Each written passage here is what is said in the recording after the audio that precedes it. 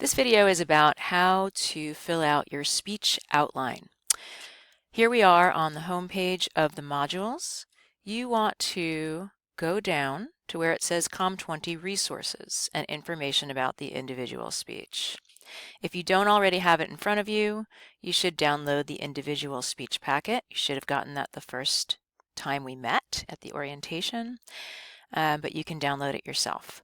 We're going to look at this blank speech outline format. Every single person will need to do this. So you're going to click on the blank outline speech format. It'll show you the blank outline, but you want to download it. So again, you want to click right there on download updated individual speech outline. Save it in your computer to a place that makes sense. I'm going to put it in Merit and Speeches.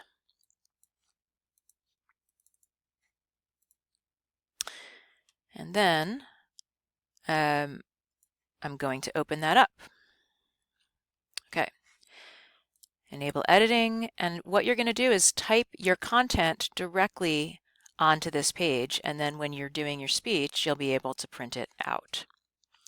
So let's start with the purpose statement. You have to decide what your speech is about. So let's say I'm going to do my speech about why let's say I'm doing my speech about when I worked in radio, okay? So purpose statement might be, remember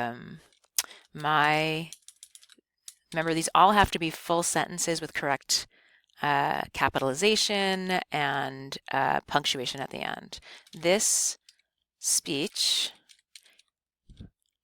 will inform the audience about my time working in radio. Let's see. Sorry about that. Here we go. Now you've got that in here. This speech will inform the audience about my time working in radio. The audience analysis is a very important part of doing any speech. And here, what you want to do is make sure to give two things. You want to make sure to have the number of people in the audience that you expect. Sometimes you don't know that, but in this class you know there'll be approximately 15 to 20 people. You also want to put any major demographics that you're aware of. So for example, things like age, gender, education of your audience. And again, these are things that we will have gone over the first night of the class, so you'll have that information. But for right now, I'm going to just make it up so you have this information, you have the understanding of how you do this. So we'll say my audience consists of approximately, say 20 Merit College students. You always want to be as specific here as possible. So if you're going to be, my audience will consist of, let's say you're speaking at a religious event of 20 members of the Unitarian Church of Oakland, or if you were speaking at a political event of 20 progressive Democrats, you want to be as specific as possible. So here we say my audience consists of approximately 20 Merit College students. Now you want two additional demographic pieces of information. The majority of my audience identifies as female. It's a pretty good bet in an interpersonal communication class with a lot of people going into nursing, but not always. We'll find out the first night of class.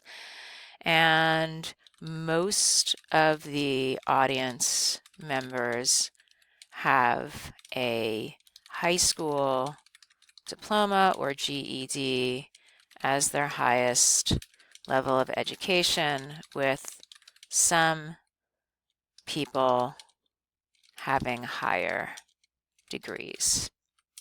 I am also going to guess that the audience is very complex culturally and ethnically, so I'm going to add a sentence that says the audience is very diverse in terms of cultural, ethnic background.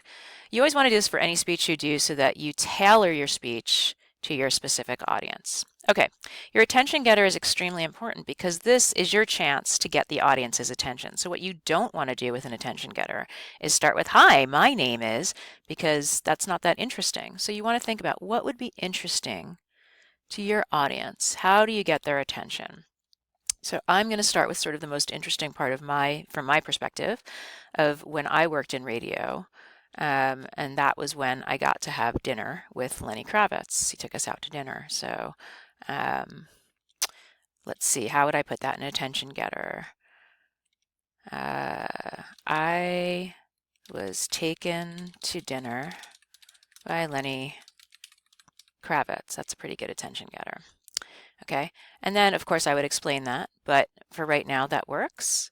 And then your preview of main points, you want to talk about what, you always want to preview what is it you're going to talk about in the speech. So the best thing to do, I find, is to do the main points first and then go back and do your preview. Okay, so main point number 1 might be, how did I first get into working at a radio station? That'll be my main point number 1. Again, notice correct capitalization, correct punctuation, full sentence. That's how you get these full 8 points. So it doesn't have to be long, it can be simple, but it does have to be correct. Spelling too counts, so make sure to always check for spelling.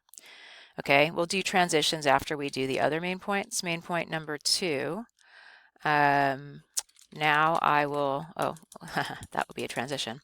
Some of my more interesting radio moments. How about I will discuss some of my more interesting radio moments. That's my second main point. And finally, my third main point, why I decided to move on from working in radio. So those would be my 3 main points. Of course, you can edit this right up until the time that you speak, but it just gives you an outline of what you're going to talk about, and you can kind of look at it and say, does this make sense? Okay. So your preview of main points, now you have your 3 main points, so you can do your preview. Again, your preview is going to tell the audience what you're going to tell them ahead of time. Today, I will talk about how I first started working in radio. Then I will discuss some, bless you, interesting points of my radio career. Finally, I can make it 1 sentence or 2, it doesn't really matter. And finally, I will tell you why I left radio. Okay, so there's 3 main points. Again, the specifics of what you write are not as important as making sure that it does follow what you've written here, and that it's a full sentence, there's correct capitalization, punctuation, and spelling. Your transitions take you from one main point to another, so we have to figure out, how do we get from how did I first get into working at radio to more of the interesting moments. So I might say something like, now, if I could type, now that you know how I first started in radio, I will move on to some more interesting aspects of my radio career. And then for transition number 2, now that you've heard the more interesting parts of my radio career, let me tell you why I left. Okay, and then your conclusion consists of 2 parts: the review of main points and the memorable close. So a good speech, you tell them what you're going to tell them, that's the preview. Then you tell them, those are the actual main points. And then you tell them what you told them already, and that's the review of main points. This one can be more simple than the preview, but it still has to just give you an idea, like a summary. Today, I have talked about my career in radio. That's fine. If you want to be more specific, you could say something like, today I've talked about my career in radio from start to finish. That's actually a much better, complete review of main points because it encompasses everything that was talked about. So let's go with that one. Similar to your attention getter, where you're really trying to get the attention from the audience, your memorable close, you want to leave them with something really memorable. The best memorable closes tie in to your attention getter. So you want to really kind of come full circle here. So if I start with, I was taken to dinner by Lenny Kravitz, I might end with something like, although I got to meet and talk with Lenny Kravitz over, spell his name right, over a lobster dinner, I learned that teaching was my passion, so decided to leave radio. That's an okay memorable close. I'd like to maybe think about that some more. Maybe I'd say something like,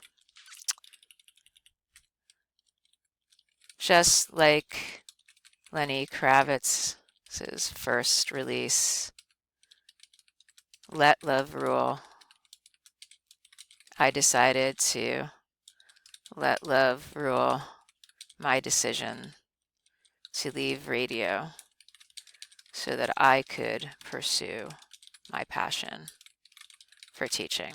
I like that. Sometimes people like to give advice in their memorable close or do a quote. All of that's nice. As long as it's something where you're leaving the audience with something. What you don't want to end with is, that's it. Okay, the two final things here you don't need full sentences for. These are the only parts of the outline you don't have to do a full sentence. Notice my outline is 1 page. That is totally fine. You do not need to do more than 1 page, as long as full sentences, correct capitalization, correct punctuation and spelling. What visual do you plan to use? I might use a microphone. I might use Lenny Kravitz album cover, something like that. How long does a speech take? Remember, it has to be, for us, between 3 and 4 minutes. So I'm going to say the speech, when I practiced it, I would have practiced it first, took 4 minutes. Well, let's make it right in the middle so it seems like I did practice it a lot. So 3 minutes and 30 seconds. Anywhere between 3 and 4 minutes is fine. The idea here is I want you to practice the speech, not fake it. You can remember that you can earn 10 extra points if you use a trustworthy reference. Now, to do that, you couldn't just use a quote from a book or anything else. You'd have to go to the reference guidelines. Okay, so when you go into your modules, that will be here, trustworthy references. It'll be spelled correctly because I'll fix it, and it will be right after the blank speech outline format. So you'll be able to look at what is considered a trustworthy reference. They consist of 4 things, as we went over in the first night. It has to either be an academic journal that is peer-reviewed, a publication that is considered like a newspaper or a magazine that is considered trustworthy. Again, those are listed on the trustworthy references, a university press published book, or a government document. All of these must be dated within the last 10 years, and they cannot be opinion pieces or blogs. They must be actual references. I hope this helps you understand how to go through your speech. And if you have any questions, as always, you can email me at hillaryaltmanphd.com.